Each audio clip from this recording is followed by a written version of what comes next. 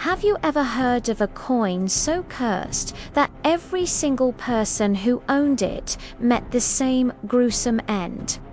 This isn't just some campfire story. This is the chilling tale of the cursed Sicilian drachma, a small silver coin with a history soaked in blood and tragedy. Our story begins in the year 1914 in the sun-drenched fields of Sicily. A farmer named Luigi was ploughing his land when his plough struck something hard. Thinking it was just a rock, he bent down and unearthed a small, tarnished silver coin. It was ancient, bearing the image of a long-forgotten Greek deity on one side and a strange, almost sinister-looking bird on the other. Luigi, a poor man, saw this as a sign of good fortune. He cleaned the coin until it gleamed and placed it in a small leather pouch, which he wore around his neck. That night, he celebrated, dreaming of the wealth this ancient treasure might bring, but his dreams would soon turn into a nightmare. Just 3 days later, Luigi was found in his field, face down in the dirt. The official report said he tripped and fell, but the locals whispered they said it was as if he had been pushed from a great height, though he was found on perfectly flat ground. The cursed coin, still shiny, was found clutched in his hand. Luigi's family, terrified, sold the coin to a passing collector, an Englishman named Arthur Tarr. Arthur was a respected historian and numismatist coin expert. He was thrilled with his purchase, identifying it as a rare drachma from the ancient Greek colony of Naxos. He wrote letters to his colleagues, boasting of his find. Arthur took the coin back to his hotel in Palermo. He was staying on the 3rd floor with a beautiful balcony overlooking the city. The next morning, the hotel staff made a horrifying discovery. Arthur lay on the cobblestones below his room, his body broken. The police ruled it a tragic accident, suggesting he lost his balance while admiring the view. But one detail was unsettling.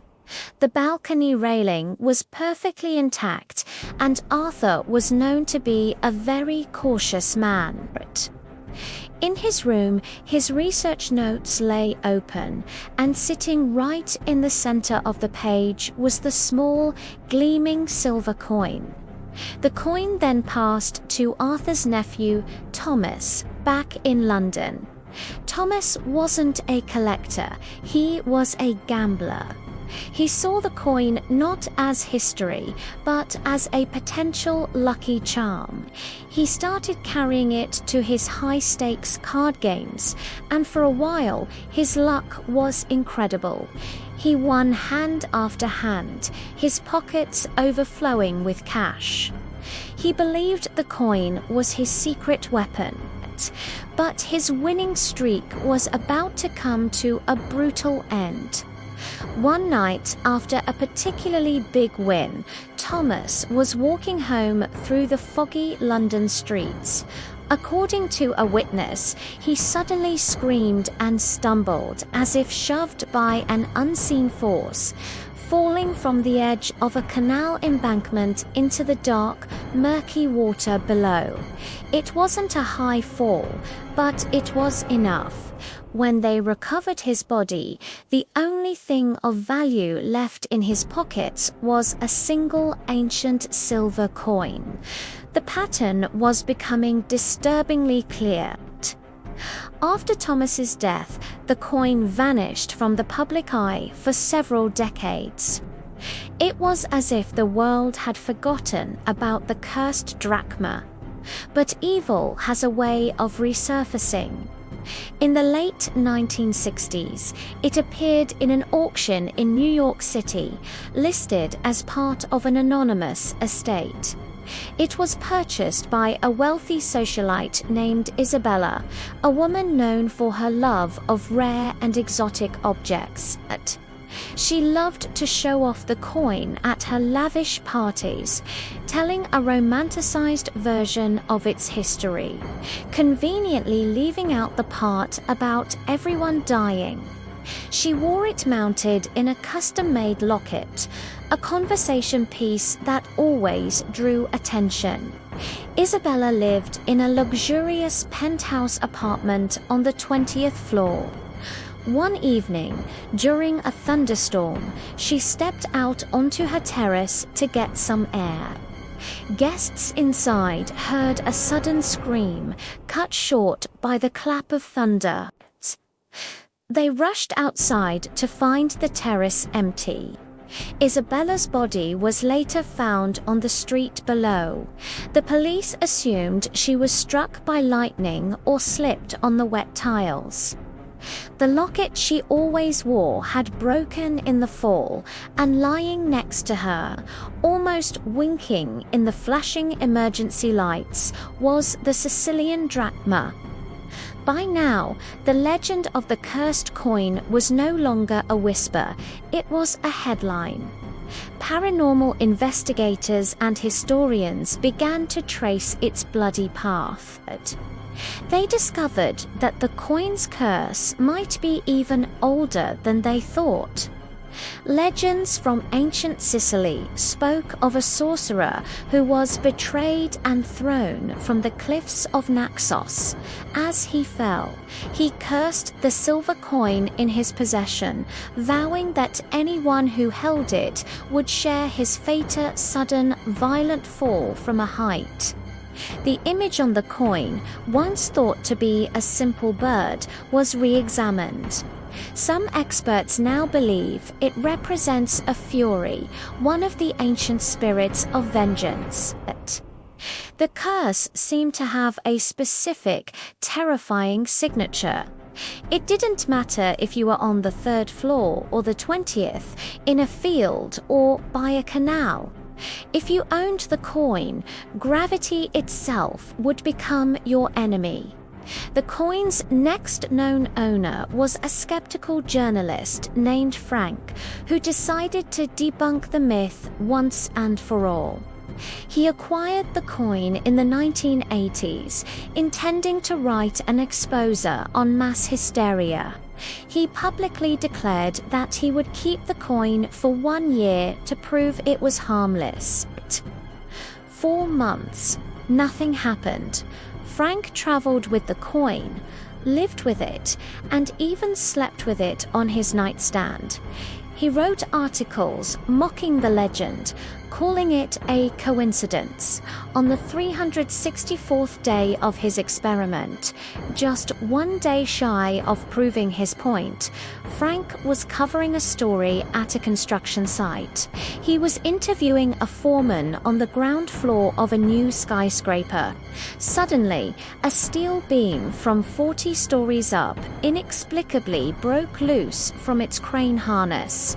It fell, striking Frank and ending his life instantly.